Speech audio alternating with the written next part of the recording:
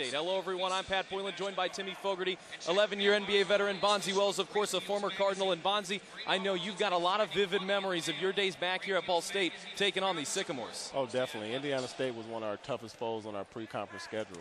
I mean, just going down to Terre Haute and them coming up here, it was always a hard-fought game, and they always had really, really good teams, and they have another one this year. Timmy, when you look at these two teams, one thing that really sticks out is the age. You've got two young units. That you do, and you only have 4 seniors combined between the two units, which is just amazing, and a lot of young talent on both of these teams. You've got guys like Marcus Posley on Ball State who can come in and already contributing as a freshman. So, yeah, Pat, a lot of inexperience, but a ton of talent on both of these squads. You talk about that talent. Who are some of the players that you're going to be looking for to have big impacts for each side in this one? Well, for Indiana State, it's a guy who we've, as Ball State fans, feel like he's been around forever, and that's point guard Jake Odom. Jake Odom, a 6'4" body. He's a pretty much do-it-all player for the Sycamores.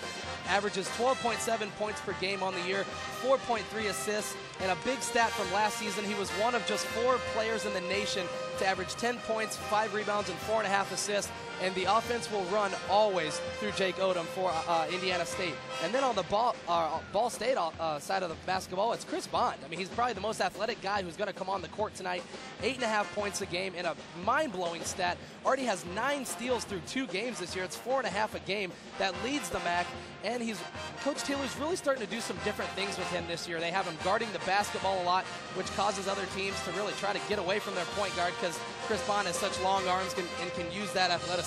When you look at these two teams, Timmy, at least on paper, there's a pretty significant size disadvantage, if you will. Indiana State has a huge advantage when it comes to size, and that's one of their biggest keys. It's going to be to utilize that size. They've got guys at 6'8", 6'9", and 6'6", and I just mentioned Jake Odom. He's a 6'4" point guard, so that's by no means small. And another huge key for them is going to be they have to play with a sense of urgency, guys. Last year they went up on Ball State 22-5 at one point. They led at the half at 19. Ball State kind of closed the gap a little at the end, but it just turned out to be too big of a lead in the first half, and they couldn't do it. And then you go on to Ball State. One of the biggest keys for them is you're going to have Big Country play well. And Big Country is Jared Jones's backup. He came in this year. He has to play well, especially with the size difference that Indiana State has. And the biggest thing that Ball State has to do is they have to be active defensively. They come into this game plus 6.5 on turnovers, 9.5 steals per game, and they've gotten 51 points offensively off turnovers this year. So that's something that's going to have to help them this season. It's the 2-0 Ball State Cardinals versus the 2-1 Indiana State Sycamores. Only one team can get to win number 3 tonight. We'll have starting lineups in the tip after the break. Jesse Berry knocks down 1 of 2. That's Kitchell's 3rd foul, so he's checked out of the game. But he hasn't scored and only has 1 rebound, so that's not a big loss for Indiana State. Brown with it on the right side. Up top to Odom. Back to Brown, a long 3, and he drills it. Brown knocks it down, and that's 45-31, the largest Indiana State lead of the basketball game at 14 points. And if Ball State's looking to mount a comeback at 14, it's going to have to start sooner than later. Berry got it. Basket by number 32, Jesse Berry. So that's Berry's first shot from the floor today that he's knocked down. And he's got 3, and you get the feeling if Ball State wants a chance in this one, number 32 is going to have to heat up quickly. Mahurin guarded by Majuk. Up top to Brown. Mahurin sets up for 3. And one short, and Chris Bond has the rebound. Posley, rather.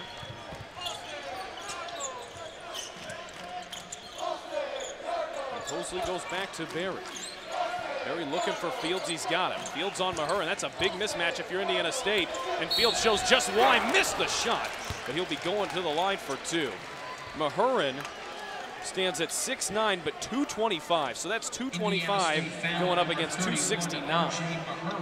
And I mean, talk about improvement. The improvement that Zach Fields has made since he got here to where he is now, it's night and day, Bonzi. Oh, definitely. I've been knowing Zach since the day he got on this campus, and I've never saw him shoot left shoulder.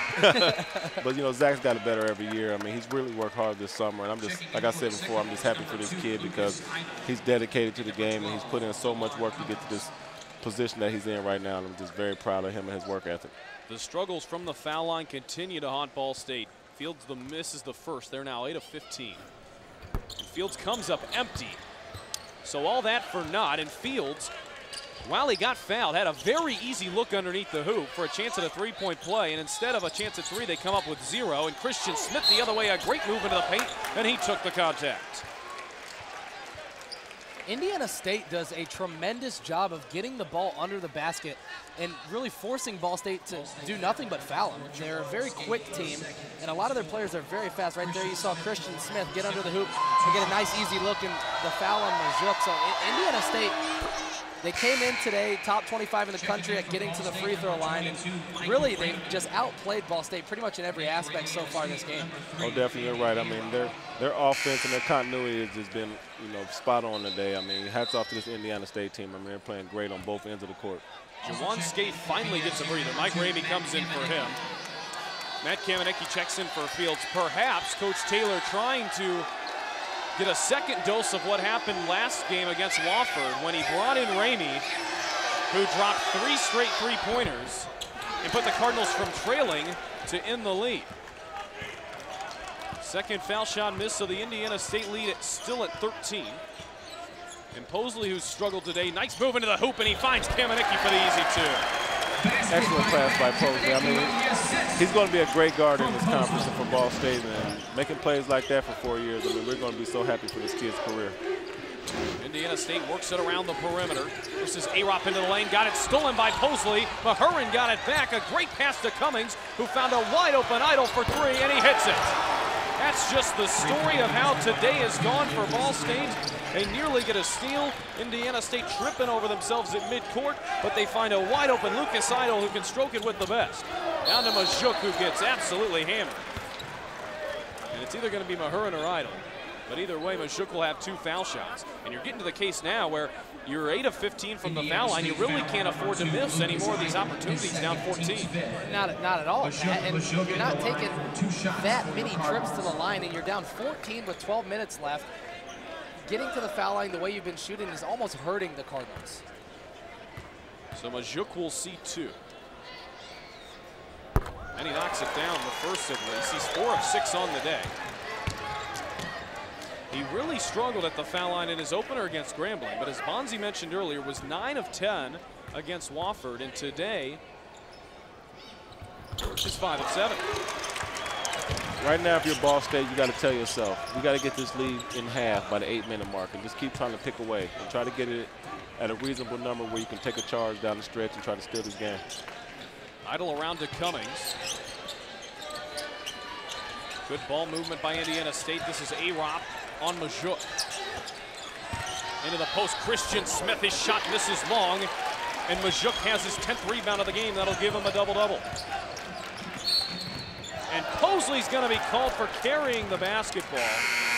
And Coach Billy Taylor not a fan of that one at all. 49-37 the score. The Indiana State lead stands at 12.